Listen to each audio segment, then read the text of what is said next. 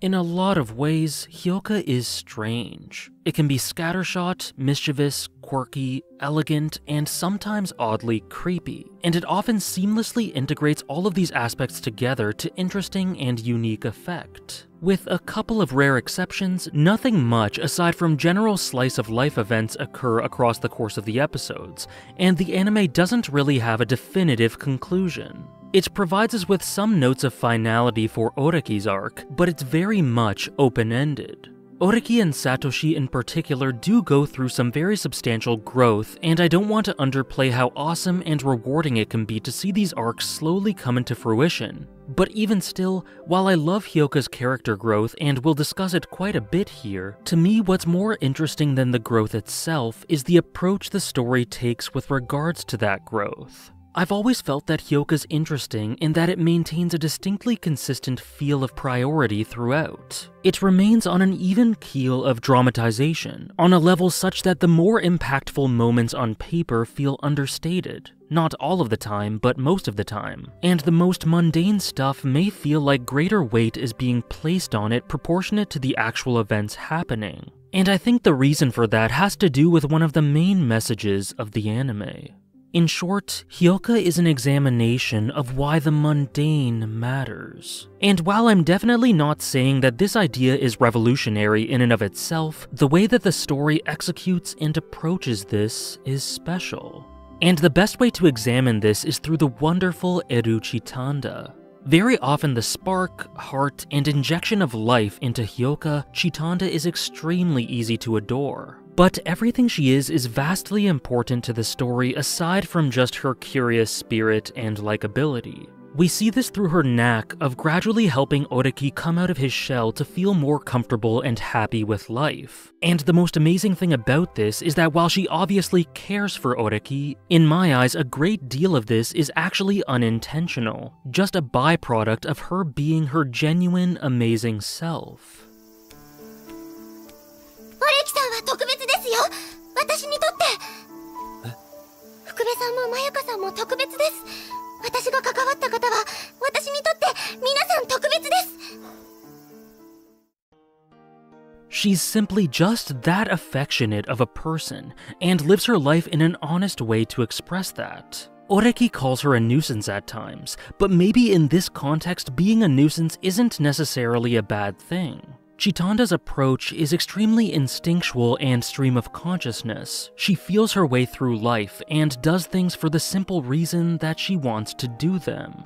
Chitanda lives fully in the present, in this moment, and in being questioned about the longevity of this sort of attitude, she asserts that because these events matter to her in the moment, she pursues them hoping that they'll continue to matter in the future. If you really think about it, that sort of reasoning does make sense in contrasting the alternative, and it's a beautiful and pretty inspirational foil to the type of timid, cautious, and scared way that lots of people approach their lives.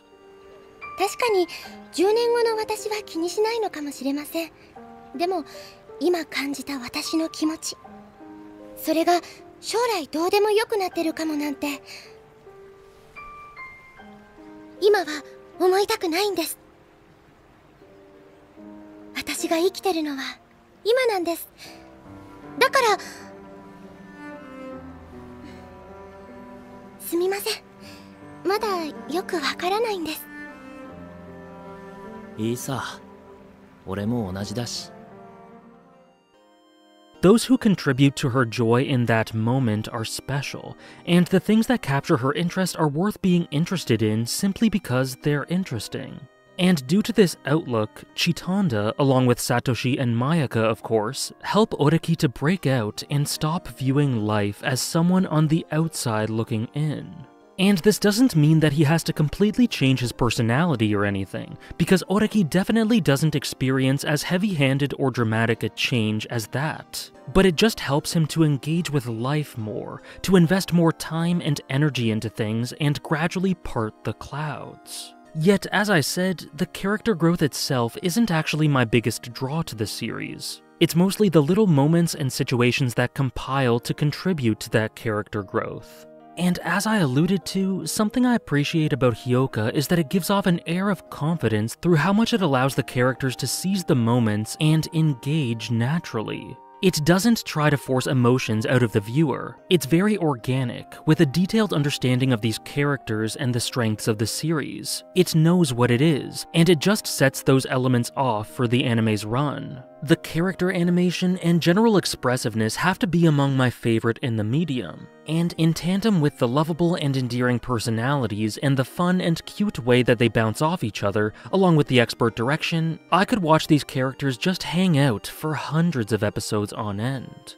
It's very charming and endearing, and it doesn't often coincide with extremely dramatic or emotional territory, but sometimes that's okay, and it can be entrancing to simply watch a bunch of lovable dorks interact, follow their instinct, and try to find a place of happiness for themselves while getting swept up in the intrigue of the moment. The mysteries our crew gets into are generally well constructed and planned out, but all in all, these are days spent questioning what would seem like arbitrary and mundane things. Why a library book is being read in strange schedules, why Chitanda got angry, what the source of a strange shadow at a hot springs inn was. Oreki even describes these days as wasted. But they were never really wasted, were they?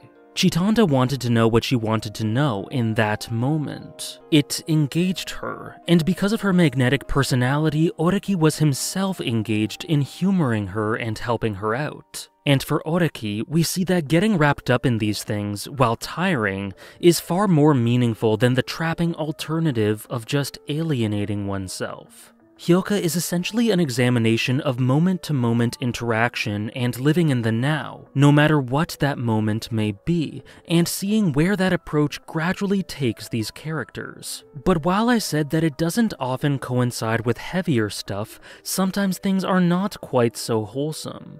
We also see the dark personal struggles of a writer feeling like the walls are closing in on them. We see the long-past pain of Sekitani Jun, who shows us that the most he could do to communicate his agony after being sacrificed and exiled for the good of his classmates was convey the words, "I scream," through some sad abstract wordplay essentially indiscernible without context, bringing us to the sad title of Hyouka.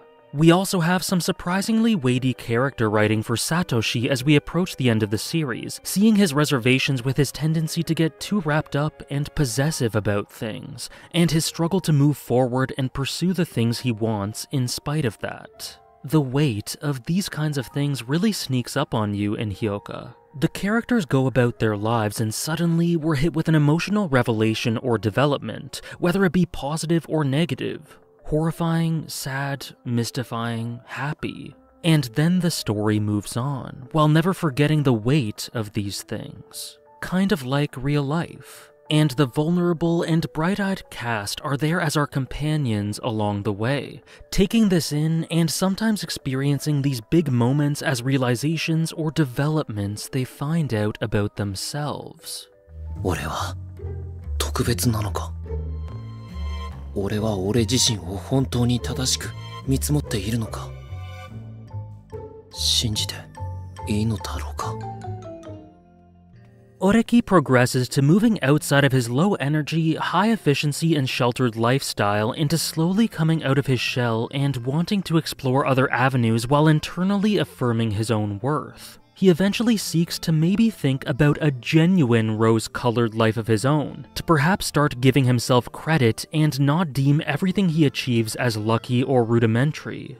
It's approached with a characteristically understated touch, but it is beautiful in its own way. Because gaining confidence and realizing these things about yourself, slowly coming into your own, sometimes it isn't this grand, hugely emotional, sweeping moment. Sometimes it's a series of little moments that feel greatly meaningful in and of themselves and are presented as such in the anime that you can slowly but surely take satisfaction in as you begin to realize the type of person you want to be. Taking this into account, it is totally understandable how much emphasis the story puts on making these seemingly minor moments feel unique, and in that way, this is probably one of my favorite manners of execution when it comes to character progression.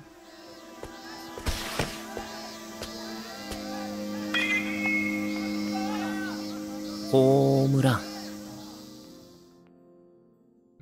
But even regardless of this and before his growth, Oreki, despite his very low-key demeanor, is far from detached. He's actually incredibly empathetic and able to understand, or at least attempt to understand, the feelings of people from years past through just a few obscure details. He's very sensitive and tactful too, not wanting to make assumptions of those he doesn't know when the actual truth of the matter may make his seemingly harmless guess insensitive or disrespectful. Yet at the same time, he can't help but get intrigued by these sorts of mysteries. He can't help but try to understand. And so with all of this in mind, we see that he was always curious underneath all of the layers of apathy, with the classic literature club bringing out what was hidden rather than planting a seed. In this way, they are all really similar through their inquisitive and warm passion for this. And having that sort of cast to guide you through these episodes is a joy in and of itself.